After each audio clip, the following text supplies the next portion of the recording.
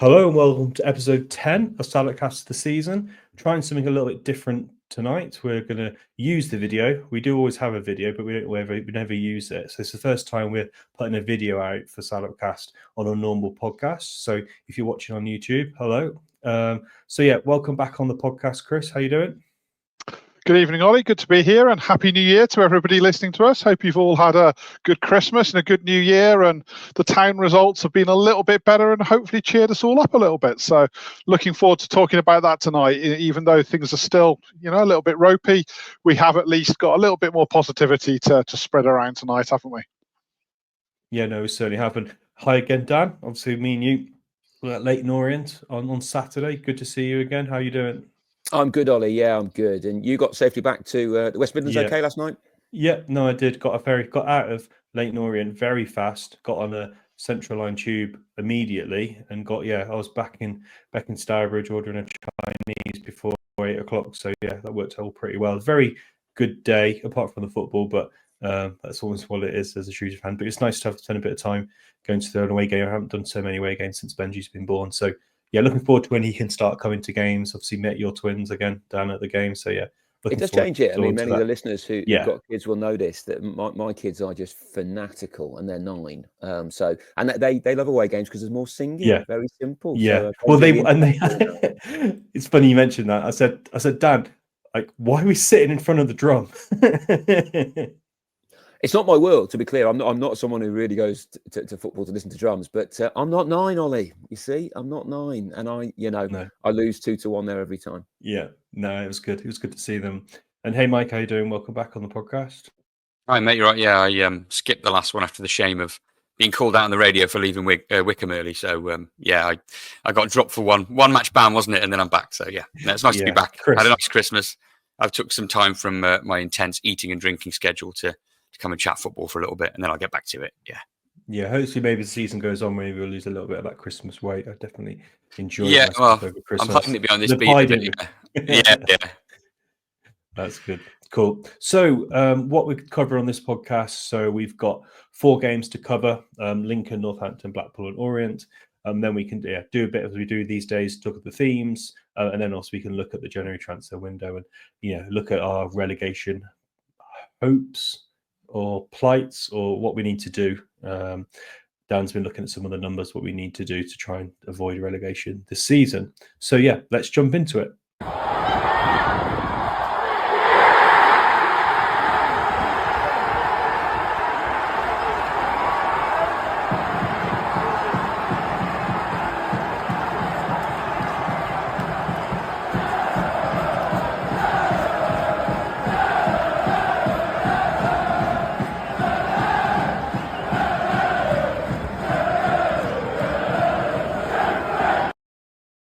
First game out of this block of 4 was Lincoln at home, a very, very positive 1-0 home win.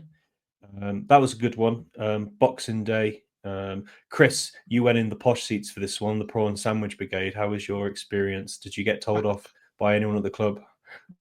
No, it was a really good day, actually. I've got to hand it to them. The first time I've done it, I've never sat in the Sovereign Suite before. So, yeah, big thanks to Simon and the guys at Shoot Hill, actually, because I had their passes for the day, the club's technology partners. So, yeah, I was really appreciative of that. Took my son along, and we had a fantastic day. Yeah, it was really, really good.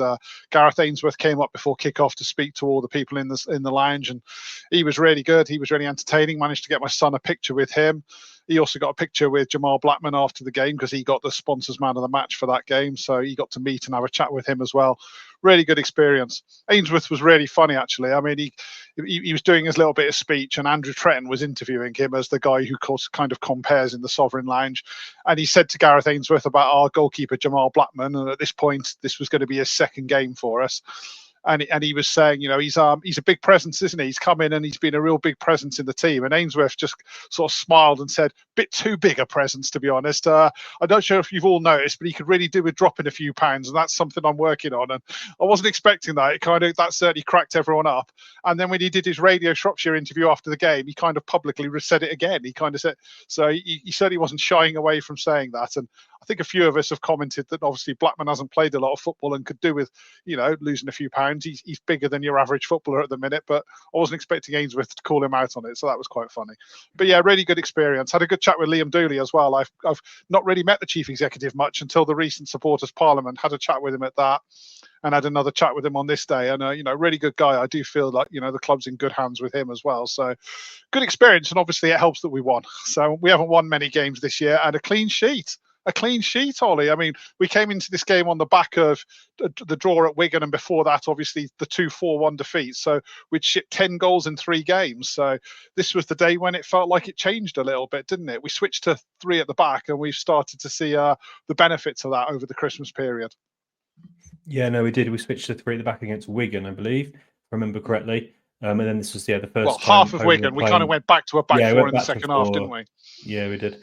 And interestingly, actually, on the Sovereign Suite, because I was in the Sovereign Suite for the Leighton Orient game, and Paul Hurst did not. You guys have changed. I don't know what's going on here, Dan. We need to rein him in here. Yeah, me and you, Mike, we are definitely the paupers in all of this, aren't we? Keep it real. Is that what it is? Yeah. Yeah. I've got more guys. It gets worse for the Wrexham game in a couple of weeks. I'm in the best seats in the house, that as they call it that day. How have you got that? You're sitting next to Robin Red. Yeah? It's not what you know, Ollie. It's who you know. No, I was given the chance, and I've said thank you very much. So yeah, me and Thomas are going to be sitting in those posh seats, bang on a halfway line that day. So I just like to be able to get there Thursday night when you're living in Berkshire. It's a goddamn nightmare. So we're going to have to watch on the TV, which I'm not happy about. Dan, I agree. It's outrageous. It's outrageous, isn't it? Yeah, it's the only reason I can take my son. It's a school night, but getting these best seats thing, I think my wife has relented. I think she feels we don't want him to miss out on that experience, as it were. So he's being allowed to go. Normally on a school night, that's a bit of a no-no still because he's only 9. But yeah, he'll be there that night for that one. So looking forward to it. But yeah, sorry, I digress. But that was just I'm afraid I am a bit of a prawn sandwich brigade guy at the moment. Not normal. I'll be back in my usual seats after that, Mike, mixing with you common plebs. We won't let you back in. You're not allowed back in 17 now. You're done. The Lincoln game was decent performance. It was a rare clean sheet.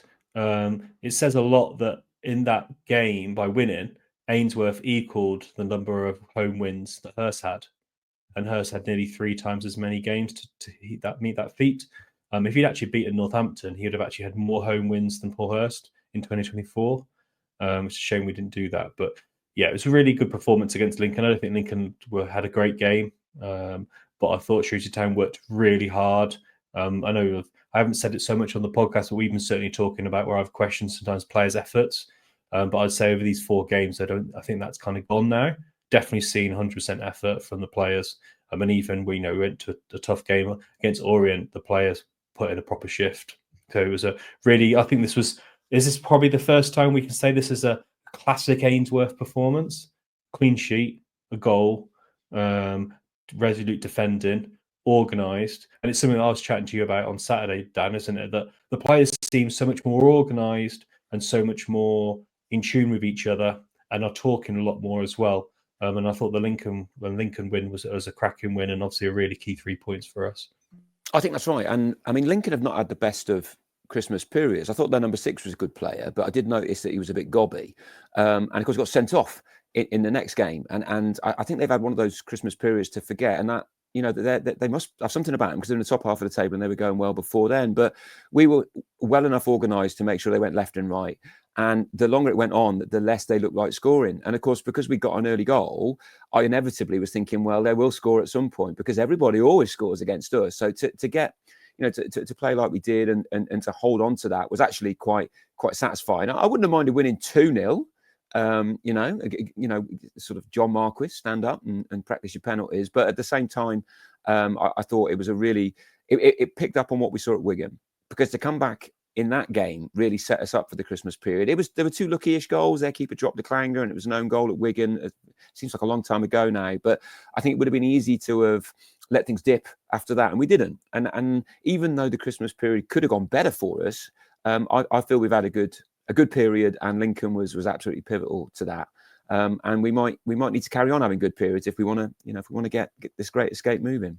Yeah, Mike, what's your thoughts on that Lincoln I'm sort of going to link to the organisation point, really. I mean, that goal that we scored is clearly well organised on the training pitch. It's a lovely sort of free kick routine, isn't it?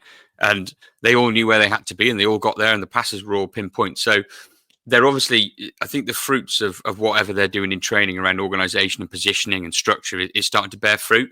And I think across the next 4 games, the back line staying pretty much exactly the same, whether he's really chopping and changing in the midfield and up front. I think, again, obviously the focus in the initial period is stopping us conceding goals, which I think, we've only conceded, the odd goal here and there in the games is sort of he's stemming the tide that end.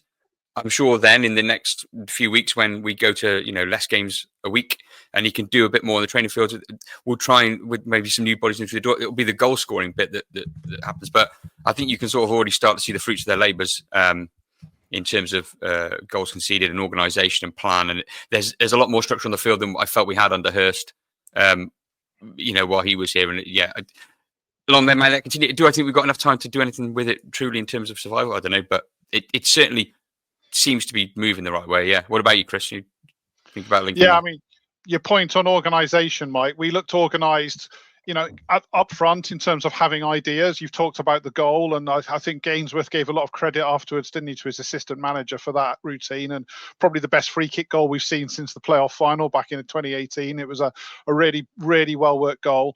And then, but I also wanted to just say defensively, just how much more organised we look. And again, Ainsworth has talked about how much work he's done in training, and you really saw it that day. You really saw the fruits of that, because let's be honest, the second half, Lincoln had a lot of the ball, a hell of a lot of the ball, and we were under pressure, and yet we didn't look like we were going to concede. Aaron Pierre was outstanding. I thought Josh Feeney was excellent, and obviously Jamal Blackman has had a good game as well. He made one cracking save just at the end of the first half, but it's probably a credit that he didn't have to make too many fantastic saves because of the work that was going on in front of him. So that was really pleasing, and yeah, we should have ended up winning that game more comfortably in the end. I felt sorry for Luca Hull when the penalty was given, because obviously the ball fell to Hull and he absolutely lashed it in from near the edge of the penalty area. Cracking finish. And it must have hurt him to have that one chalked off. And then John Marquis obviously comes up and takes a terrible penalty. But, you can forgive him, can't you, when we carry on to win the game? These things happen. You can't score them all. So if you are going to miss one when your team's winning. So, yeah, it was excellent. It was just, it was really good to come out of there and think, yeah, we've earned that win. We've worked hard for it. What do you reckon, Dan? Yeah, I totally buy that. But I think it's quite interesting. Football fans always interest me because our first instinct say, oh, what a great free kick. And I thought it was. I mean, by the way, I thought Dan O'Dow's goal at Port Vale was an excellently worked corner last year. I don't know if you remember, it came back and Mal Benning, came back from a corner. Mal Benning crossed it in and O'Dow got a far post. But I think the interesting part for me is I've got a friend who's a Lincoln fan. He wasn't at the game, but he has seen the goal. And his first response had nothing to do with the brilliantness of our corner. It was everything to do with the woefulness of their defending. And I thought, yeah, if someone had scored that against us, I don't think we'd say, what a brilliant set-piece routine. We'd say, what the hell was our defence doing? Because no one was within 15 yards of them. So I just think it's quite interesting, isn't it? It depends where you are in terms of the teams that are playing as to whether something is suitably brilliant or suitably rubbish, and where you start your analysis. Because, with you, Chris, I thought it was great. But I do think if we conceded it, I wouldn't be very happy. It's funny that corner, because we appear to have tried it a few times since in the following games, particularly on Saturday. I thought we tried it 2 or 3 times. The short corner where we were trying to organise something, and we just couldn't make it work. We were either missing the pass or we couldn't quite get it through. I don't know whether it's just us being a bit sloppier or opposition teams looking out for it now, because we had a habit of going for it again, but it's not quite come off again. But it was lovely, wasn't it? But I just go back to that Marquis penalty.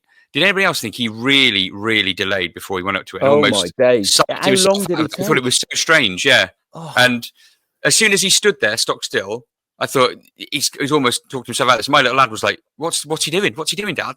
So it was a real shame not to get that second and make those last whatever it was, sort of 5 or 10 minutes a bit easier, because it was quite stressful stuff towards the end, wasn't it? It was a poor penalty as well. Not just that, it was also when he did that stutter, which I think he kind of messed up. I don't know why he was trying to do that. Like it's almost been proven. Well, it has been proven that if you hit the ball really hard into one of the corners, it's physically impossible for the goalkeeper to react and get there fast enough. So it was a really poor penalty. Luckily, didn't cost us anything, but it'd been good for Marquis to get a goal, because I thought he's done quite well over Christmas, barring that penalty mistake there. Yeah, I buy all of that. I don't really understand why you side foot the ball into roughly the middle of the goal when you're taking a penalty. It's not the way I do, but then again, I'm not sure Marcus would do it again if he had his time, given what happened against Lincoln. Going back to the organisational point, though, the most basic of stats illustrates that we're better organised. We had 4 games over the Christmas period and we conceded 3 goals. And that, given where we are coming from, is a massive step forward. You can see that the back 3 are snapping into tackles. They're reading the game quite well. And even on Saturday, and I think Ainsworth said this in his interview, we could easily have lost by 4 or 5 goals on Saturday. And earlier in the season, we might well have done so. But we had people throwing their bodies on the line right to the very end. And a lot of that is about belief in the mission. And so defensively, it's not that we're never going to see the goal again, but we're definitely in a better place. And that's got to be good, fellas. Glass half full, you start by, shoring up the back line. Having said that, and we will get to it, didn't enjoy the goal we conceded against Orient. Just want to put that out there. Mr. Blackman might need to explain it. Well, he doesn't need to explain himself, but didn't look so good then. And nor did Mr. Benning either. Yeah, we'll get on to the Orient goal. I had a question that I was just going to do in this podcast, and now's the perfect time because you kind of alluded to it a little bit there, Dan. So yeah, we conceded boatload of goals. 2 games we had back to back where we conceded 4, and now we've obviously conceded 3 goals in 4 games. And Ainsworth alludes to this to himself a little bit in the post-Orient game. And maybe we'll start with you, Dan, first. Are we now too defensive? No, because if you look at going to gad about a bit with the games here, but the Blackpool game, then Tom Bloxham had his fullback on toast, and Segu looked pretty positive going forward as well. So we have basically 2 different formations. When we have the ball, we're sort of playing 3-4-3. When we don't have the ball, we're playing 5-4-1. And 5-4-1 sounds horrifically negative, but the idea is you spring forward, and that's what Bloxham's going to do because he's quick, he's direct, and he's got an eye for goal. Sega Junior, not quite the same, but not a million miles away either. So for me, you've got to, if you're going to climb Everest, you've got to get to base camp, and base camp is not conceding 3 goals, right? And we've got to get ourselves in that position. It worked really well against Blackpool because as soon as we did concede, we had a plan B and we made it work, and we looked really threatening, and we could well have won that game actually. Whereas against Orient, they're the best side I've seen this season in the second half anyway. I don't think we were ever going to score, but at least it wasn't an avalanche. So I get where you start with getting to base camp, don't concede the goals, and then work out you're going to try and score at the other end. It ain't going to be easy, but it makes much more sense to me than going gung-ho and trying to win 5-4. Yeah, what's your thoughts on that question, Chris? Yeah, I think the prime job we had was to sort out shipping goals, and fair play to Gareth Ainsworth. He's done that. 3 goals in the last 4 games. We're at least in matches now, aren't we? And that's all we can ask for when we're down at the bottom of the table. Even that Orient game, yes, we've ended up losing it, and that's a shame. But we're competitive, and at 1-0, you're still in it, and it's in the 90th minute, and there's still hope. Just 3 or 4 weeks ago, we're at Cambridge and 4-1 down in the 90th minute. There's no hope there. So you've got to give yourself a chance, and it feels to me now like we're giving ourselves chances. We've lost 1-0 to a team that had won 8 of their previous 9, now 9 of their previous 10, and the other one was a draw. So they were bang in form. We're in good company in losing that game, as it were, and we've lost it 1-0. So we've competed with them, and I think that's all we can ask for at the moment. Yeah, it'd be nice if we were also free scoring as well. But I think, we have to be realistic about where we're coming from, where we are now, and where we're trying to get to. And it feels like we're on the right path with that. And I've moaned on this podcast about playing 3 at the back and whatnot several times, but I can't argue with the statistics this time. We've been playing flat back 4 for several weeks, and we've been. Are you a believer now, Chris? Goals. Are you a believer? I'm a believer in pragmatism. Come to me. Pragmatic. It's the pragmatic thing to do right now, isn't it? Because it's delivering results. Yeah, there's no doubt that Aaron Pierre looks a better defender in a back 3. Josh Feeney's clearly good enough to play in either, in my opinion, but he looks just as comfortable in a back 3. Morgan Feeney seems as well probably better in this back 3. It allows them to make a mistake and feel like they've got a bit of cover, doesn't it? And then you've got Aaron Pierre in this rather bizarre role at the minute where he's a centre-back, but he also seems to be anything else he wants to be. We'll talk about his charging run at some point, I'm sure. Was it the Northampton game when he ran from one end of the pitch to the other? No, I think that was the Lincoln game as well, actually, wasn't it? He went storming from one end of the pitch to the other. Everyone loved that. That was a great moment. And even though we've not had quite the same since, there's been several times when he's popped up in the box, including scoring against Northampton, which we'll come on to in a minute. So yeah, he looks a different player. He's thriving. So for me, I don't think you can really argue that with these players, this is the right shape for us. And who knows, by the end of the transfer window, it might be different again. But right now, with this squad, I think Gareth Ainsworth giving us our best chance. I think the question of, are we too defensive? It's sort of, you can be one thing and the other thing. I think being more defensive or more solid at the back allows us to be more attacking in a weird way, because the fullbacks can go forward knowing that the centre half, the three centre halves, so they've got that bit more cover. The goalkeeper is much more robust, more able to claim across, so we can allow people to attack down our flanks and push the ball through the middle. So we can do different things because we're harder to score against, and that doesn't mean us sitting in two banks of four and banging the ball along and having wave after wave of attack. It sort of allows the attacking players to be more attacking. You know, we don't have that thing that we did have under Hurst of Tom Bloxham defending in our fullback positions, of Leo Castledine collecting it on the edge of our box. Our attacking players are able to position themselves further up the pitch and collect the ball to make more attacking runs. That we didn't see Bloxham knocking it into big space in the channels and running on, because, to be honest, he was just helping out his fullback all the time. So by being more solid, it does allow us to be freer in the top of the pitch, knowing that if you lose the ball, we're not going to concede a shot. And then so they get more reluctant to try things. You know, I can see that the building a bit more stable base allows us to, I don't know, do more stuff going forward. I don't know really how to describe more than that. I might be talking. Yeah, it can be a little bit more fluid. A bit more gambling per se, in terms of making forward runs. And like the fullbacks can bomb on, knowing they will wake it back, but they'll have that cover while they're up there, and that creates an angle and a space and another body in the opposition's half, and it opens us up a bit. So it's sort of a maybe an unintended consequence of solidity, I suppose. Yeah, but solidity doesn't have to be rigid. Yeah, and we played the same back five, but I think it's worth noting we've played different setups in midfield and different setups in attack as well. So obviously that back five is now the base, but we can play two strikers, we can play with number 10, we can play with two wingers like we did at Blackpool. I'd say against Orient, you could maybe say that we looked a little bit defensive. I don't think we had one shot or something in the second half. We had more than them in the first half. We did well in the first half. Yeah. We always need, the only thing we are playing this defensive style, and we are playing defensively with a back five. Back five doesn't have to be a defensive formation per se. But if we are going to, when we do counter attack, we've got to be a bit slicker than we were. And I think Orient was just a game too far. And it's one of those games where like the ball was hitting Omar Beckles' heel and stuff, and a counter attack was stopping. It was a bit unlucky like that. But we're also not able to play for the thirds very well. Yeah, no, we struggle. The likes of Winchester and Shipley are not, for whatever reason, maybe it's form, maybe it's talent, maybe it's both, that they're not able to pass the ball and control the ball in the middle of the field. So, playing through those thirds is too difficult. So you've got to start strong at the back, and then I understand why you play three up top.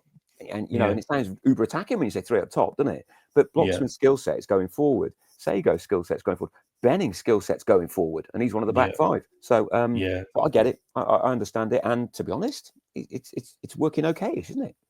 And playing a back three is one thing that Ainsworth likes. Also, you can push a centre back forward when you're doing a set piece, which is why Pierre's finding himself in the box, which I think is helpful. I think it's definitely a formation that is helping. We think everyone's been. I think Mike Morgan Feeney's kind of gone under the radar a little bit. I think he's improved a lot in the last few weeks, and I think playing that back three formation will help those guys out as well. So Dan, you were at Blackpool. I think most of us probably watched on TV. Fans were excellent. Fans were superb. So what was your thoughts on the fans, and what was your thoughts on this game? Yeah, I think games like Blackpool are, if you're going to go all the way to Blackpool when there's a yellow weather warning, Blackpool's bloody freezing. No matter if you go in May, then I think it's a certain type of fan that goes, or a certain type of experience that you're going to have. So I think everybody who was there was really up for. Not up for a fight, but up to really get behind the team if they could. And I thought the team rose to the challenge as well, because Blackpool had been on a decent enough run. They got a point off Blues in the game before us, and Steve Bruce said afterwards how poor he thought they were, but how well he thought we shaped up. And I thought the fans were great. I thought the noise was consistent, and it was really good to see people keep going even when we conceded a goal. And as we've already established, I'm not a man of the drum. But the drummers were great, and the singers were great, and they brought the rest of the fans with them, 600 odd, and it, Tommy Bloxham's goal was treated like a winner, because it was about fighting back, it was about showing some cojones, and as I say, we could well have won that game, and Blackpool are not the worst side we'll play either, so it was a really enjoyable day, even if I spent eight and a half hours of it in a car. but nonetheless, one of the sort of away days, I think that those fans who go really, really enjoy, because people stuck at it and we got a little bit of reward.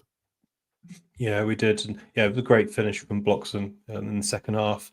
What was your thoughts on this one, Chris? Yeah, really enjoyable. That second half, North Blackpool started very well. And when they scored, they deserved it, didn't they? If we're honest, they were on top. The goal was coming. I think all of us watching that could see and feel that.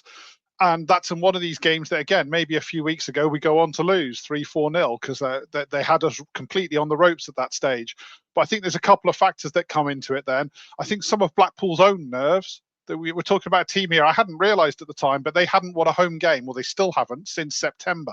They've picked up quite a few draws in that time, but they've not been winning those matches. So having got only themselves... Burton have got a worse home record than Blackpool.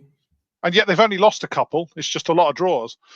And yet they've got themselves into a winning position against us. And I think Bruce said it in his interview afterwards. Instead of pushing on and looking for the second goal, he felt they almost sat back and tried to settle for what they've got. We sensed that, and credit to us, we used that and we applied pressure. And when we did finally score, this time you could feel it was our goal coming. It's not like it was out of the blue, was it? We'd had a good spell of 10 minutes when we were the better side. We were on top and we seized that opportunity. And I was really pleased to see that. And yeah, quality finish from Tom Bloxham, who caused them problems all afternoon. It was really nice to see that from him. Some nice skills on the side. At times they had 2 or even 3 players trying to pick him up, and he still managed to find his way through them at times. So yeah, that was Tom Bloxham showing just how good he can be. And you want Tom Bloxham to play like that week in, week out, because that version of Tom Bloxham is a strong League One player and, has the potential to kick on. And that was great to see. Yeah, it's about Bloxham's consistency. If he can be a clinical, scoring goals, creating chances, like first half he ran the ball out of play, which is the negative side of Tom Bloxham, the frustrating side of Tom Bloxham, the side that I then say is frustrating, but then fantastic goal, fantastic crosses for the Wigan game. We had that sort of discussion on our WhatsApp, didn't we? I think during that game, Ollie, you were sort of saying he's frustrated and he's good, but he needs consistency. And I said, well, if he because he is good, he was really good at the Blackpool game. He was knocking it into channels. He was chasing after it. He was a nightmare. Like, he must be getting on some bigger teams' radars. I think he's good at the moment. I would say the last few games, if he was consistent and if he was doing it week in, week out, he wouldn't be playing for Shrewsbury. He wouldn't be at us now. He's in that developmental phase where it's the same with Sean Worley. People used to tear their hair out about Sean Worley. Oh, he's running the ball out of play, or he loses it when he tries to do a back heel, or his crosses get overhit. But he's trying to make things happen. He's in attacking positions. He's in what they call the low percentages positions, and he's trying dangerous things. And when they come off, we're all clapping there. But you've got to expect every now and again that he'll do something that doesn't come off. And I just think it's better having him in the team and making some mistakes than dropping him, because he doesn't recycle the ball backwards and inside every time. Yeah, he might keep 100% of the time, but achieve nothing. No. I'm not talking about recycling the ball. I'm just saying about consistently being an attacking threat. So in the last few games, he's been really good. But how many times this season has he not been, like earlier on the season, first 20 games, he didn't pull out goes up and down, though. Like I say, if he did it from the start of the season, he played in January. Yeah. And the reason why I'm maybe a bit harsh on him per se is because he shows he has genuine talent. So that's bit why for me that consistency piece. I think consistently he can still do that and still be at Shrewsbury, and then maybe move on somewhere else. And I don't think if he's consistent, we lose him straight away. He's almost a victim of his own potential, because he's by far and away our best attacking threat and almost everybody's favourite player at the moment. And yet he's the player I hear most people complain about because he's not consistent and doesn't produce it often enough. But it's like, have a look around you, mate. Have a look at your people like Taylor. Sego Jr., for example, coming from Arsenal, he doesn't really do anything. Nobody's getting on his case. So it's like, I think, like almost a victim of his own success. People expect more of him, but I think he's doing more than enough in the team. He needs a little bit of help, if anything. In the last few games, he's definitely upped it. And for me, that's Ainsworth. Obviously, Bloxham as well. But if we go through this team now, we've mentioned already that Pierre's doing better. We've mentioned that Feeney's doing better. I think Josh Feeney had a great game against Orient again. And then I would say that Bloxham has improved as well. Marcus has improved as well. So not just about like developing players, but also getting players into a better state of form as well. Chris? You were saying he's only 21, Ollie, and I think it's easy to forget that, isn't he? I think to be topical, he's a bit like Luke Littler, and he looks a lot older than he actually is. You know, Tom Bloxham, if you introduced him to an absolute stranger, would say that he's 24, 25 at least. And it's quite surprising when you realise he's 21. And I'm Chris, seeing your smirks, Ollie. We like a bit of darts chat in our salad chat group, don't we? We're not interested in games. We want to talk about sports. Sport podcast. And I wanted to ask you, Dan, about Rossiter and the subs and the changes we made against Blackpool. Yeah, I think Rossiter's really interesting because I have to be honest, I thought he looked like a Sunday League player at Leyton Orient at times. He's not quick. He almost looked like he was chasing the ball around, and I didn't see any method in his thinking. But at Blackpool, just 3 days previous, I thought he looked really good. And the reason for me was, as soon as we conceded that goal, Rossiter was, and the next time the Blackpool keeper had the ball, we started our press 25 yards further up the field. And Rossiter was the man who was organising this. And he was the one who was actually really pushing up and trying to intercept the ball. And he did do it a couple of times. And I thought, yeah, I can see why people talked about him a few years ago when he was at Liverpool as being potentially, a real rising star. And so I thought he had a really positive impact at Blackpool. He led that forward-thinking press, and he was a force for good. Particularly when Ojo came on, because Ojo is a much better passer of the ball, and Ojo, of course, was the boy who put Bloxham through to score. But we didn't see it at Orient. Now Orient, I thought in the second half were really good. I thought we went toe to toe with them for the first half, and there was lots of positives. But Rossiter's contribution there was non-existent, and it just goes to show, doesn't it, that football's not easy. Players do have good games and bad games for within 3 days of each other, and he does that a lot. I see things in Rossiter that I like, and then they sort of vanish for a period of time, and I saw that more this week than I've seen all season actually. Yeah, speaking of people who need a bit more consistency and to do it on a more regular basis, Ross is a prime example. He can be everywhere, writing about winning it, moving it, cajoling the team, a real leader on the pitch. And like you said, sometimes he just doesn't track a runner. And I think it was the Blackpool goal we conceded. The guy just comes straight to the middle of the park. He just doesn't follow him at all. He's got the freedom of the pitch to do what he wants then. And he frustrates me because you can tell he fancies himself, and he's sort of trying to get his career back on track again, and he's got all the attributes. Totally. Yeah, he completely backs himself. But sometimes you think you can't come strutting out like that and telling everybody what to do, and then sort of fail on the basics of tracking runners or putting a foot in, or just like you say, passing out a play. It's very strange, and probably why he's sort of tumbled down the leagues a little bit and ended up with us. But you can see why he was at Liverpool in the first place. He's certainly got the skills, but perhaps the focus lacks a little bit, maybe drifts off in games. I don't know. I can't really pin it down, Chris. I don't know what you think of Rossiter, really. I find it frustrating, Mike. At the start of the season, I think you were at some of those pre-season friendlies when I was, and we saw him as a trialist. And in his very first appearance, he was utterly outstanding. He ran the show. He was so vocal. You don't get that big a crowd at a pre-season friendly, so you can hear the players a bit more. And you could really hear just how vocal Jordan Rossiter was and how he was directing play. And I had him down to be a key player for us this season, and I think I've said that on the podcast. I think at the start, Ollie had us all pick our player that would be our player of the season, and Rossiter was the one I said for us. And I based that on pre-season, to be honest. I thought he would run the show for us. He's obviously picked up an injury very early on, again, having spent most of the last 18 months out injured. He spent another period sat on the sidelines, and he's still making his way back now. But like you say, he's been frustratingly inconsistent, and he's been back long enough now that I don't feel he should be using that injury as an excuse anymore. I think, he's been around the first team squad for the last few weeks now, and we need to start seeing the Jordan Rossiter that we saw in pre-season. We need that player to be on the pitch for us, because if he was, he would be an automatic starter in our midfield, because he'd be better than anything else we've shown in midfield so far. But sadly, he looks at the minute a shadow of that player, and that's frustrating because you feel it's there. You feel it's there. And like you say, the pedigree's there. He was at Liverpool for a reason. He was at Rangers for a reason. The player's obviously got something, but we're not seeing it. And maybe it's confidence. Maybe Ainsworth will getting out of him. I don't know, but it's been frustrating. And that's been the issue, hasn't it? One of the issues that we've often questioned: are the players even good enough?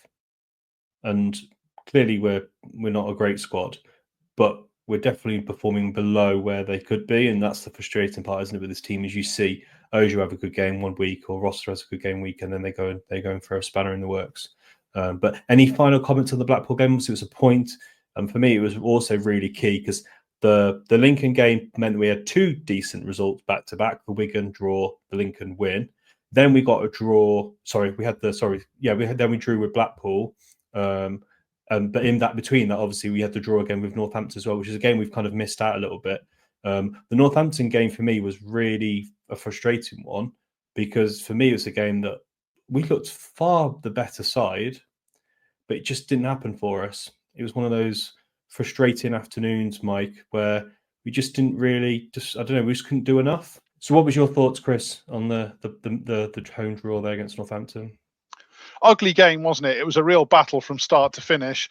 But like you say, it felt like we were the better side. And when finally we had got our noses in front, I really thought we'd go on and win it. And that was Ainsworth still looking for that first back-to-back win. You know, that's a stat that he's described as almost like a noose around his neck at the moment. It's almost 2 years now since we won back-to-back league matches, which is insane. And I thought this was the day we were going to do it. When Aaron Pierre lashed us in front, you thought, yeah, we'll go on and win easily. Sadly, probably the one moment of real quality in that game was the Northampton set piece from which they equalised. Really decent delivery, and to give credit to that, really decent finish as well. I'm not sure I blame our defending for that one. Sometimes you have to just recognise a good goal and a good finish, and that's what that one was. And yeah, it's frustrating because Northampton had a lot of injuries. Looking from outside, they must think that was a good point for them. They'd shipped 9 goals in their previous 2 games. I was reading they've got something like 15 players in the treatment room. It sounds absolutely nuts.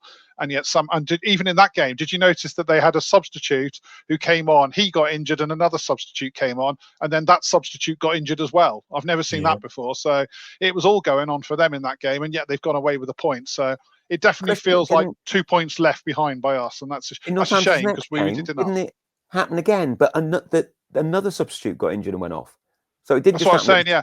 No, but not against us. In the next game that they've had just like ridiculously bad luck with it. So there were a lot of injuries. Keep getting injured. It's crazy. I've never known it either. Yeah. It was, and their left back. I can't remember the guy's name. Their left back was awful. He was absolutely dogs. Game. It was a poor game of football. Yeah, I mean, it was. But he kept making but he stood out for me in a poor game. He really stood out for mistakes. But any comments on the Northampton one, Mike? Yeah, just thinking back now, the frustrating thing for me was we were only ahead for 3 minutes. We score, and then we have a bit of a habit of scoring and then panicking and then conceding. And I was in the car on the way at the car park afterwards, and we had Radio Shropshire on. It took us a while to get out. We got stuck in traffic. And I ended up catching Ainsworth post-match. And he was very, very frustrated about that. And he said that one of the problems that he'd encountered when he first got in was us conceding early. And he'd set the team some challenges in the dressing room, he called it. And he said there's some things they have in the dressing room and in the training that they have challenges to not concede early. And then his second problem was conceding early in the second half. So coming out from half-time, bang, conceding a goal. He said that was a real problem. He set them some more challenges, and these things seem to have stopped. Or certainly they're not as regular as they were. He said the next challenge for this team is to score and then not concede afterwards. So I think it'll be very interesting to see, because we've only had 2 games since.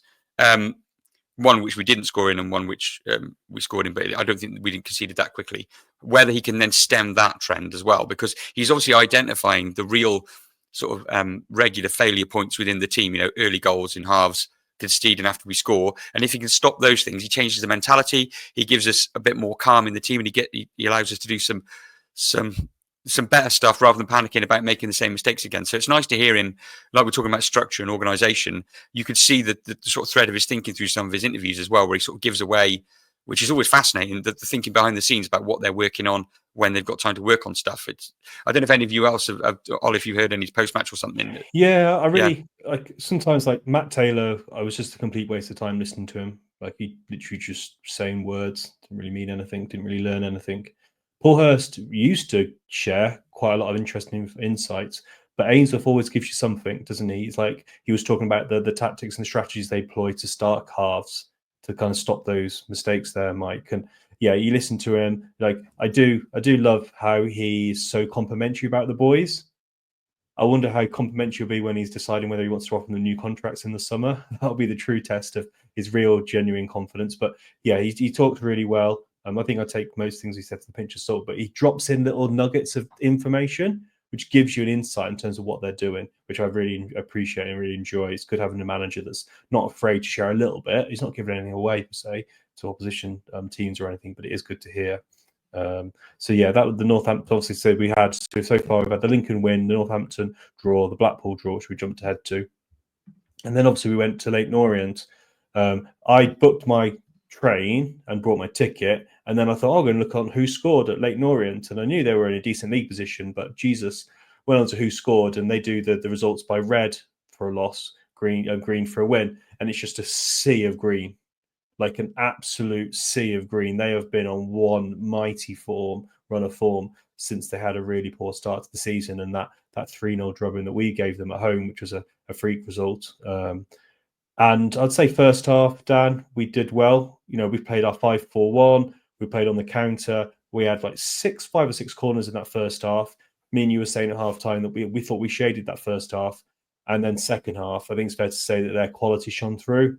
And they won all their battles, the second balls, and some of the passing attacking play they were doing. They managed to carve us open. And if it wasn't for Josh Feeney doing some fantastic last-ditch tackles, I think it might have been more. But yeah, that was my view of the game. Yeah, I mean, cliches are often a load of rubbish, aren't they? We hear them on Match of the Day all the time, but the old game of two halves does have a lot of truth to it with this one, because in the first half we were very good in terms of shape, in terms of organisation, and you could see that they didn't really know how to break us down. And Omar Beckel starts punting the ball 45 yards. I mean, we'll take that every day of the week. So I thought it was really good. And, we had 6 corners. You say they had 2. Admittedly, we didn't take many good corners, but the point was we were at their end of the field a bit as well. So I thought there was an awful lot to be positive about in that first half against arguably the division's form team. The issue was as soon as they scored, of course, and it was coming. I think Benin was poor again defensively. Blackman, I haven't seen a goal back. It was bad enough first time round, but I don't think I watched it back a couple of times. It was terrible. It was terrible. So as Mike mentioned, the Rossiter run didn't quite track. Then Benin gets the wrong side of his man, doesn't put enough pressure on him. The player has a strike, and I'll say it: if that was Savin, he would have getting murdered on social media.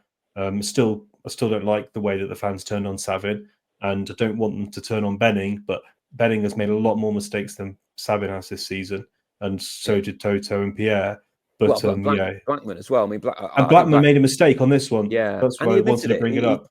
He tweeted about it afterwards, and he did. He admitted he made a mistake. Yeah. Some fans are saying he never made a mistake. Well, if the goalkeeper thought he made a mistake, I think that was a close. Goalkeeper beating on his near post. You're not going to find so many people, not thinking that's a goalkeeper. But I think the bigger point was for me when we went 1-0 down at Blackpool.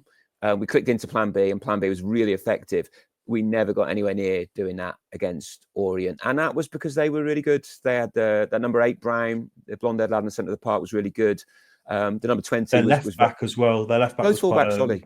Both really fullbacks, good. They were good going forward, but they also weren't having any nonsense from Tom Bloxham. They clearly knew Tom Bloxham was, and they did very well in shepherding him out of the game. So I think the key difference was that we just couldn't get a grip. And if anyone was going to score another goal, it was going to be them. And it wasn't just Josh Feeney who was making the last ditch tackles, although he did. I mean, Benning made a really good one towards the end, but it was one of those ones where I think, okay, we've had 5 games in no time at all.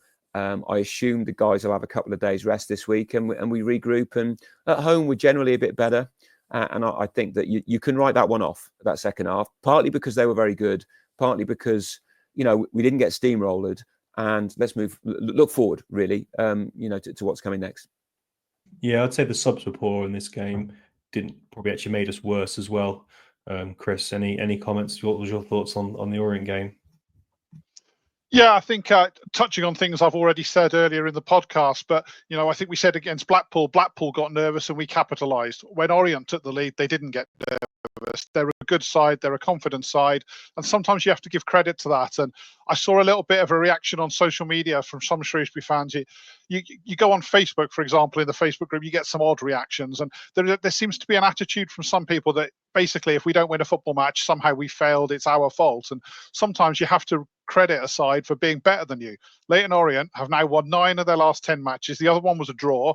They are a strong side in peak form right now, and we've lost that game 1-0. So for me, it's disappointing, and obviously given the position we're in, it doesn't help. But there are positives there that we were competitive in a game like that. And there'll be other games like that. We've got Huddersfield at home coming up on Saturday, another side towards the top of the division. If we can stay in that one, maybe it's us that nicks it by 1 goal this time. Because right now, you believe we can compete with these teams again. Just a few weeks ago, you went into games like that and knew we were going to lose them. So for me, there's progress made, and that's a positive despite the position that we're finding ourselves in.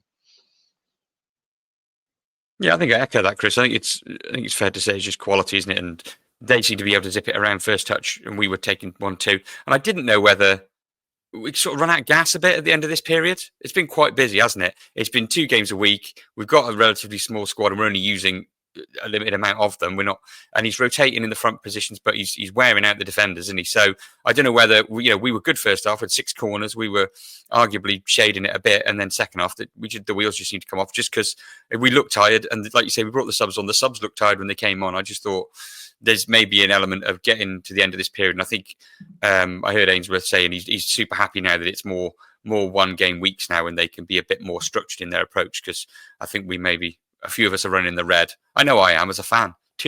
I've never seen too many games, but it's been a lot of games to catch up on it there and keep track of. So hoping for calmer waters in the next few weeks. Yeah. And I'll just make a comment about the changes. Obviously, the back 5 has stayed pretty constant, but we have rotated.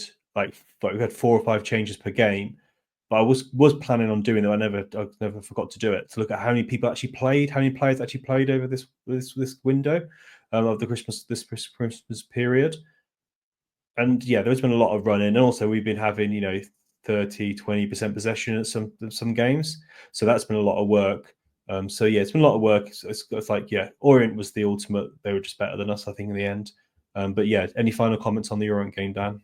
Yeah, I mean, I'm just going to add to that as well. Yeah, we've had 5 games over this Christmas period. Always count Saturday before Christmas as a Christmas game as well. 3 of them away. Quite, reasonable journeys there as well, and 20-ish% possession in each of them. That's hard work. It really is, and I think we shouldn't underestimate that. So it's great time to have a free week, and of course our opponents on Saturday do not have a free week. They're playing Wickham on Tuesday. So let's hope that Ainsworth can do his thing and work some magic. But I had a nice quote at the end, Ollie. Actually, obviously you dashed off to get your train back up to the West Midlands, but we took our time coming out, and we went to Leighton Underground Station, and obviously loads of Leighton Orient fans there. And what one bloke came to, and he didn't look mentally insane, just in case this comes up, given what I'm just about to say. He looked reasonably normal, and he said, "Oh, you're the only side who's outclassed us all season." And I thought, blinking heck, I heard that. And of course, he didn't mean on Saturday. Oh, he didn't mean on Saturday. He meant the 3-0 defeat. He said, "Oh no, we were played off the park. We had no complaints. You absolutely battered us, and you're the only side that's done that all season." And I thought, okay, I hadn't really thought about that, but I'll take it. I thought that was quite a nice thing. It's not my recollection of that game. I thought they had having loads of possession. I remember that being a comfortable win. Yeah, but they lost. That was their 4th defeat out of 4. Yeah, but it was a comfortable perspective. But I remember us talking about that game, and the scoreline flattened at the end because we scored 2 late goals. Let's just leave my Leighton Orient friend speaking the truth on this. And I just thought it was a nice line, because I've not heard it very often over the last decade. Yeah. No, it's a nice line. Any comments on these final games before we move on? Anything else you want to add in? So looking ahead, fixtures wise, it does start getting a bit tougher. Let's say. So we've got we've got Huddersfield next, and they're 4th. We're playing this team from Wales, and they're 3rd. Then we've got Charlton, who are 11th, and then we've got Stockport County, who really turned us over, and they're 7th. So the fixture list is going to get a lot tougher. I saw a few people commenting that the fixtures recently have been a bit kinder to us, but some really, really tough games in there. Dan, you were running a few numbers. So we always talk, don't we? You need 48, high 40s, mid 50s often been the magic line in League One. But what do we need to do? So how many games we played now? We've played 24, so we've got 22 games left. What do we need to do in those 22 games? Yeah, no, it's quite hard to get these numbers right, isn't it? Because Gillingham famously went down with 50 points once, and a friend of mine who plays for the Vets played for Gillingham then, and that's become a legendary moment in Gillingham's history. But you don't always need 50 points. And I was thinking this year is going to be one of those years where you don't need that many points, because there's going to be a number of teams who drift away. And of course, fingers crossed, we're not one of them. But with lots of teams at the bottom doing badly, I think we could well be safe with 48 points. Now, it might even be less than that. What did we have last year, folks? Chris, you know this sort of stuff. Can you remember? I think last year was around about 48. A couple of seasons ago, ridiculously, 41 was enough to stay up. Wow. I don't think it'll be that low this year, but 2 seasons ago, that's what it was. Yeah. Well, I went into the Christmas period thinking that if we won 9 and drew 10, we could lose 8 and stay up. Right. Now, I'm not saying that's a straightforward thing to do. It isn't. But also, it's not quite promotion form either. It's sort of middle of the table form, but it's not the form we've been showing. I reckon now we've gone from needing to win 9, draw 10, lose 8, to needing to win 8, draw 7, lose 7. So that's got a bit worse. But, we've had 3 draws in there. And I'd much rather have those draws than defeats. And of course, we have lost against arguably the teams in informed side, Leyton Orient. So I'm thinking now that if we can get through this period with having if we can skank a win in one of those games and get 1, maybe 2 draws. I mean, I'm asking a lot. These are 4 good teams, but a win and a draw, we need to keep in the game, fellas, because our end of season fixtures we're going to go back round to having, to having these sides, the Northamptons of this world, the Cambridges of this world, and of course Crawley on the last day. We need to keep in the game for the last month, and that means the hard yards come now, and we've got to keep digging in and getting these points, because it is possible, but it's not going to be possible if we're 12 points adrift at the end of January. It's not happening then. We've got to find a way of having a good run against sides who should be beating us. And we can all remember times where we have done that. I remember going to Hull when we won 1-0 in the Steve Cottrell, or watching us win at Hull when we beat when they're in the Steve Cottrell era, and it was like, how the hell have we done that? They were flying and going up. Now I'm not saying we're going to do it, but we need to get something out of these fixtures, even though we're clearly not going to get 4 wins out of 4. And feel free to play that comment back when we do get 4 wins out of 4. I want, and just to say that, like Steve, Charlton are 11th in the division with 23 games and 9 wins, and Stevenage are 13th with 23 games played and 8 wins. So basically, we need mid-table form to survive, which doesn't sound crazy, but it is crazy when you look at our results. I'd like us to not do, and I suspect Ainsworth's not in this world, is the gap, right? We were 10 points behind in the run-up to Christmas. We're now 8 points behind. Okay, that's progress. I mean, it was 5 points behind before Saturday, but at the same time, forget the gap. If we win 8 and draw 7, we will stay up. And people like Peterborough are coming back at us really quickly. Bristol Rovers are rubbish. Bristol Rovers are now 20th. Yeah, we've got to forget about that and concentrate on ourselves. And it might not work even if we do that, but it definitely won't work. I think it's going to be a tall order. Yeah, but it's not impossible. Yeah. No, it's not impossible. Any comments, Mike, Chris, on that before we look ahead to the window? I think it's what Dan says. It's keeping in touch, isn't it? I was just doing a little bit of Googling then while Dan was talking. I was listening, Dan, honestly, not just ignoring you. And in March, we've got Peterborough, Bristol Rovers and Burton. In April, we've got Cambridge, Wigan, Northampton and Crawley. So there's some relegation 6-pointers, is the classic phrase, isn't it? So Dan's saying we've got to win 7, but actually you win some of those games and you make life easier because you draw the other teams towards you as well. I mean, again, it's a lot of games to win, but it's interesting how the season's shaken up. There's a lot of those games. If the teams at the bottom remain the same, floating around, they're going to be really decisive. It's going to be a really exciting end of the season, no matter what happens. I think if we can sort of see ourselves through the next month and a half, and we're not completely out of it, be very interesting. I think that's the key thing. We've got to remain in touch, even if it's just vaguely in touch. I mean, if we lose the next 4 games, then the other side's going to pick up some points somewhere. Suddenly, double-figure margins, you don't work them back. Yeah, I think it's confidence goes, doesn't it? This time last year, Carlisle had more points than we've got now, and they ended up falling away, and they were down comfortably by March, weren't they, effectively? And that's what you don't want to see happen to us. Somehow we've got to find a way to stay in touch and give hope, because otherwise I think just the sheer numbers builds on the team, as it were, and the confidence that we've built up in the last few weeks could disappear again if the gap grows to 12, 14 points and you start to think, well, there's just no hope, as it were.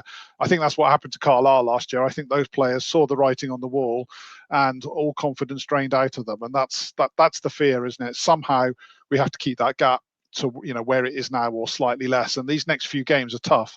So, but we have to win some of those games somehow, or win 1 or 2 of them, and we've done it before. You touched on it. Steve Cottrell won 3 ridiculous games out of nowhere against teams up at the top end of the table, and it transformed our season.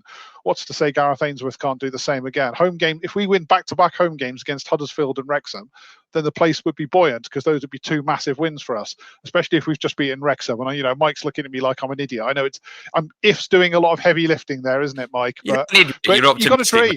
You've got to dream. That's the kind of thing that's what gives us hope, isn't it? You do that, we're on 23 points, the gap's probably down to 4 or 5 again, and you start to think it's on. And a win against Wrexham would give the fan base one hell of a lift. So yeah, And I've already said I'm in the poshest seats that night, so I want to win, please, boys. In all seriousness, it's worth remembering. There's only 3 games on Saturday, right? Where one of them, because of course it's FA Cup third round week, and then we play on a Thursday, which we've already been through. Is rubbish, but no one else has played. So we we have 2 hits here to get that gap down. And I hadn't realised that. What are Wrexham doing this weekend? Because obviously that Thursday is Wrexham. Have they got extra rest? So have they got a game, or are they sitting pretty resting while we're busy playing? I shall investigate. But I know there's only 3 games on for sure. Because we've talked about the benefits we might have against Huddersfield. It'd be a shame if we go into that Wrexham game with them having had a nice 9 or 10 day rest, and our players have played 2 games in that time. So yeah, the Reading game on the 11th is postponed against Reading, so they're not playing that game. So they've got an EFL Trophy game against Port Vale on Tuesday the 7th. Then their next game, then after that, is Shrewsbury on the 16th. But Chris, you're not thinking that makes me nervous. No.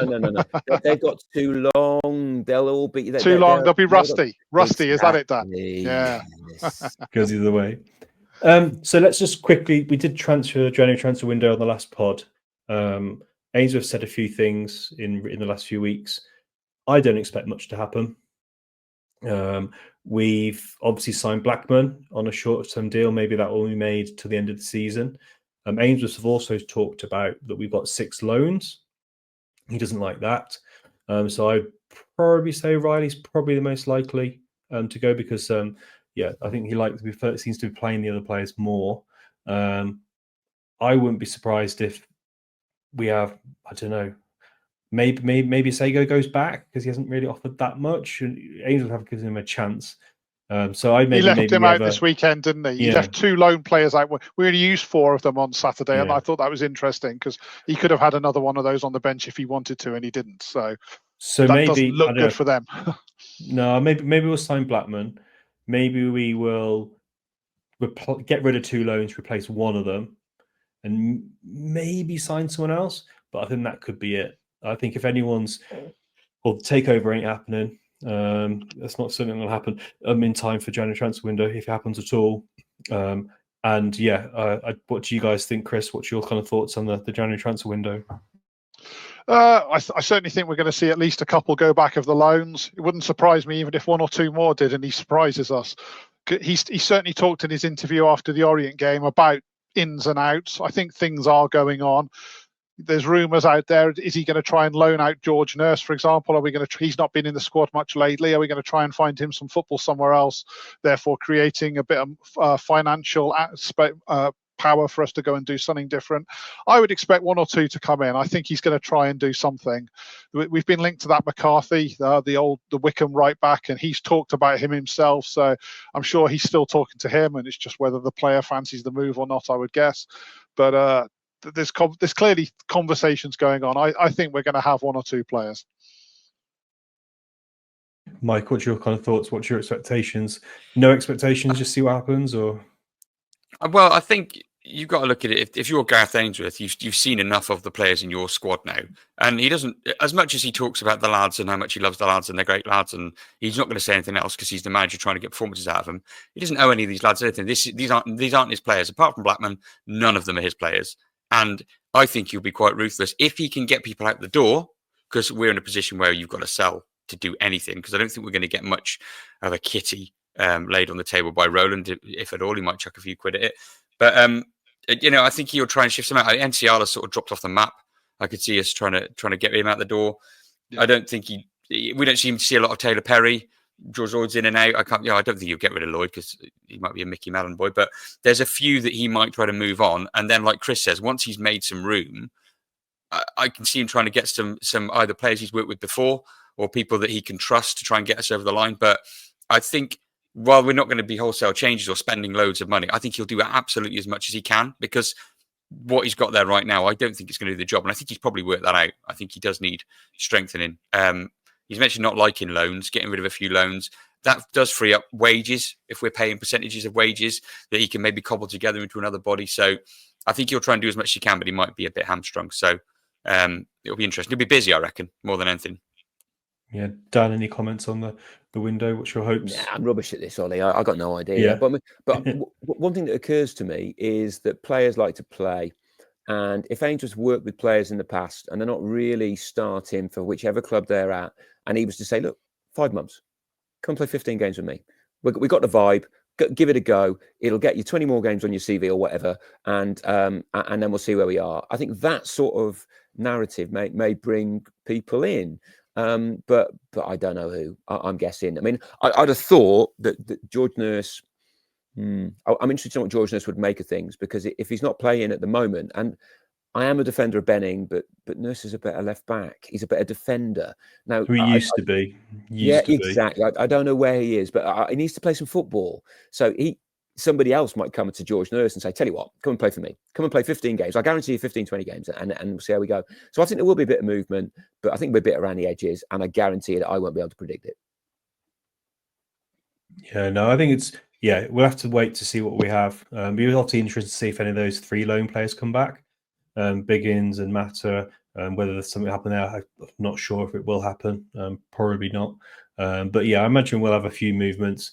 Obviously, Shooter Town historically often do nothing on transfer deadline day, which is probably the way again. Hopefully, we can get the signings in soon. And who knows? You never know. We might have a surprise like a Blackman again. No one saw that one coming. So yeah, hopefully we'll do something, because we do need to add something to the squad, and I think it would help as well just have a few extra fresh faces around the place. Has Biggins ever played with Ainsworth before? Because I mean, he can hardly enjoy life at Carlisle, bottom of the league. You're going down, but at the same time, I don't even know if he's playing. He is playing, isn't he? I saw him the other day. I've no idea. I haven't looked. Chris, any thoughts on Biggins or Idowu or someone like that? Biggins, we haven't seen much of. Actually, he's playing regularly at Carlisle, but let's remember Carlisle are currently bottom of the Football League, so he's not exactly thriving. Idowu's played plenty of football up in St Mirren, and from what I can understand, he's done better than maybe we would have expected he would have done, because he was certainly seen as pretty useless by most of us, if we're honest. But he's playing quite a bit up there, but I've no idea what the standard is, how well he's played, what Ainsworth thinks of him. I'm sure he's got an opinion. I'm sure he's found out by now, so we'll see. I suppose the only other thing I'd say is whatever we're trying to do, it's going to be difficult, isn't it? Let's be honest, Shrewsbury Town is not an attractive draw right now. You ring up a footballer and say, right, we've got no money, so we're not going to be able to pay you much. We're near the bottom of the league. We're at 8 points from safety. And our chances are, less than 50-50 if we're honest. Come and play for us. It's not a massive draw. But and if we're looking to do, that's not the narrative. He won't go with that. He'll go with. Of course he won't. No, but it's me. Come on, I want you to play. And professional footballers want to play, and that's the angle. I think they'd rather play. In that situation. I was just going to say they're all going to be short term. Surely it's going to be a difficult draw. I don't want. Who's he going to sign on a 2-year contract if the club are expecting to have more money to spend in the summer or whatever? I think that's a good idea anyway. We've got too many players contracted to next year. This needs to be short term. We have no idea which division we're playing in, unless he can get someone he knows is going to be good for either level. But getting good players to come in short term, a player who's willing to come short term and make a difference. It's a big ask. But there's good players. There's a lot of teams in English football. There's going to be some good players not playing somewhere. Whether they've got, remember when we signed Winchester from Sunderland on a deal because they cut his deal, he got paid off, and he came and joined us. You never know. And there'll be loads of players across the country who are not playing, who are decent footballers who want to play. Whether it will happen or not, I don't know. I think I was mentioning a friend of mine's football agent, and he's got 30-odd players around the world, actually. And he was talking to one of them after the game on Boxing Day, and he played on Boxing Day, that player. And he did all right, and he's playing every week for this team. And the guy said to me, and all he was going on about was going somewhere else on loan. And I'm like, why? He's playing every week. The team are doing okay. They're not going up, but they're not going down. And he said, he's not happy with the manager. He just wants to go and play somewhere else. And I thought, well, he's nuts. And Rob said, well, he's 21, Dan. So what 21-year-olds do? And I thought it was really interesting, because I can't imagine him ever in that situation wanting to go out on loan. Now, I don't know if this guy knows Ainsworth, but it's that type of player, isn't it? It's not someone you're going to get for 5 years. It's somebody who's impatient, who might be, I don't know. Ainsworth's wily words might be what gets them over the line. But I'm not holding out too much hope. But I mean, Marcus Rashford didn't play today, did he? Yeah, Ainsworth's the X factor, I think, isn't he? He's a total vibes manager, and if he can talk him into coming over, like you say, we're not going to throw money at anybody. It's totally buy into the project, buy into me, buy into my whole thing that I've got going on, and we're going to have a good time. We're going to play hard and work hard, and you're going to put yourself in the shop window for the summer. You can turn a few heads, I think, and do a bit more than you think. But I wouldn't be surprised if most of what he does is with players he's already used and played with and get it. I think would be the pond he's fishing in initially. But we'll see. Yeah. Any final thoughts, Dan? We close the podcast off. No, I think we're in for a tough period, folks. But I also think that Ainsworth is up for the fight. And I think he really is up for the fight. I mean, and Chris made the point that he's going to be positive. But at the same time, he talks a brilliant game. And you get the feeling he's going to talk a brilliant game to the players. So it's not going to be sweetness and light. We ain't going to be total football. But Saturday against Huddersfield is an opportunity. And I see no reason why we can't spring a surprise at some point against some of these better sides. And quite frankly, we owe those dudes from across the border something. So that game a week on Thursday, I mean, you can't get up for that one, folks. I'm not sure why you're bothering. We need to get 3 points off Wrexham, stop them going up, and get the bandwagon into second and third gear, right?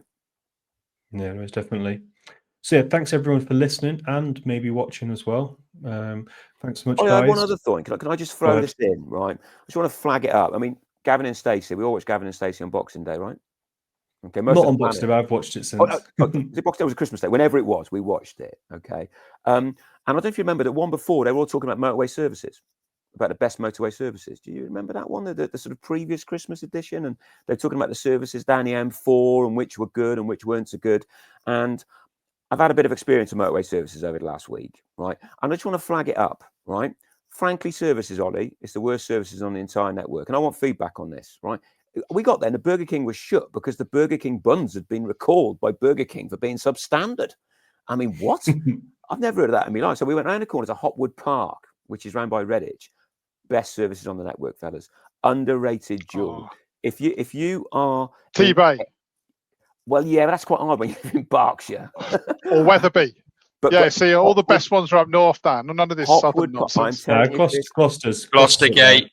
Gloucestergate, yeah, get in there. Gloucester's the same as T-Bay. Yeah, same group as T-Bay. Hopworth is very close to me, actually. It's not that far away from my house. This is painfully Alan Partridge, lads. Painfully Alan Partridge. You've got to be very careful here. I'm here for it. Hopwood Park, Ollie. You're in Starbridge. You're not too far away. It's the place to go, right? We loved it. That magnificent Chinese I had on the way home from Blackpool. So I just wanted to flag it. Ditch, frankly, Hopwood Park's the future. I'll leave it there. Cool. I'm kind of with Mike. I'm a bit scared that we've shown more passion about services than we have about Shrewsbury Town. So yeah, maybe we should. Well, we've been calm down for over an hour now. It does become a subject of expertise following the town up and down the country, doesn't it? You do go to a lot of services. Yeah, I had a friend, my mate. When we played with the away supporters, he said he only ever truly felt alive in service stations. That was Tim Clecker, and if anybody knows him, that's very true. I think as well. I like that. That's good. Brilliant. So I think that's the perfect place to end it. We'll come back in a few weeks' time after we've played these teams in the top half of the table, and let's see where we are. Cheers, guys. It's like defence and attack. It's like a training ground exercise, isn't it? Granderson, who was so pivotal in Town's second goal. Good dribbling again into the penalty area. Step over time. Granderson scores an absolute beauty!